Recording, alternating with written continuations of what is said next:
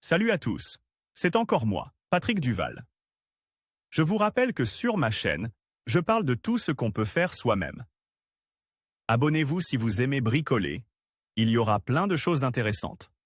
Et maintenant, passons directement au sujet de cette vidéo. L'étau dans l'atelier domestique ne sera jamais superflu.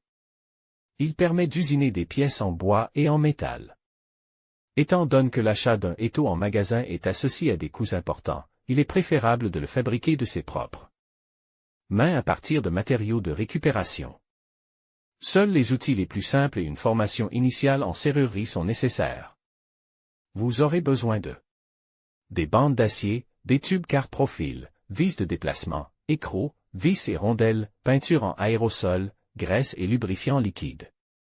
Outils et instruments, boulons, soudure, serre-joint, perceuse, ruban adhésif de construction, tournevis à main. Le processus de fabrication d'un étau à partir de matériaux de récupération. Vissez un écrou sur la vis de roulement pendant une douzaine de tours et le soudez à la vis de roulement. Mettez une rondelle sur la vis et pressez-la avec le deuxième écrou de manière à ce que la rondelle tourne librement. Le deuxième écrou est également soude à la vis. Insérez l'extrémité libre de la vis de déplacement dans le tube car de plus petite section et son extrémité dans le tube car de plus grande section. Soudez une rondelle à l'extrémité du tube car extérieur. Après avoir vérifié que le tube intérieur n'est pas soude à la rondelle, remettez-le sur la vis de déplacement et posez-le à l'intérieur du tube extérieur contre la rondelle. Vissez un autre écrou sur la vis de déplacement jusqu'à ce qu'il s'arrête à l'extrémité du tube car intérieur et le soudez au tube dans cette position.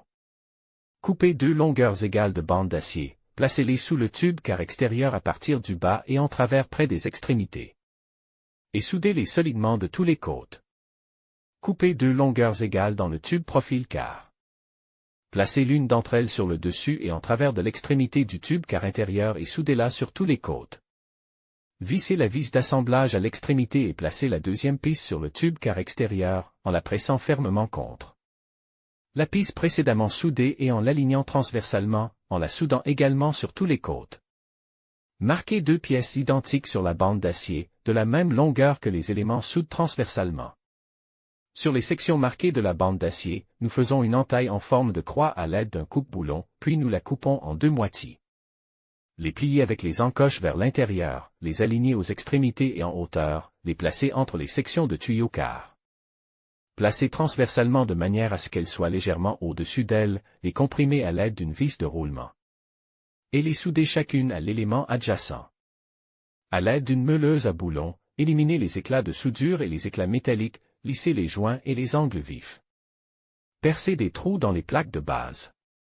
Couvrez l'encoche des mâchoires et le tube car intérieur avec du ruban adhésif et peignez l'étau avec de la peinture en aérosol. Une fois la peinture sèche, lubrifiez la partie du tube intérieur située à l'intérieur de son mouvement avec de la graisse et le filetage.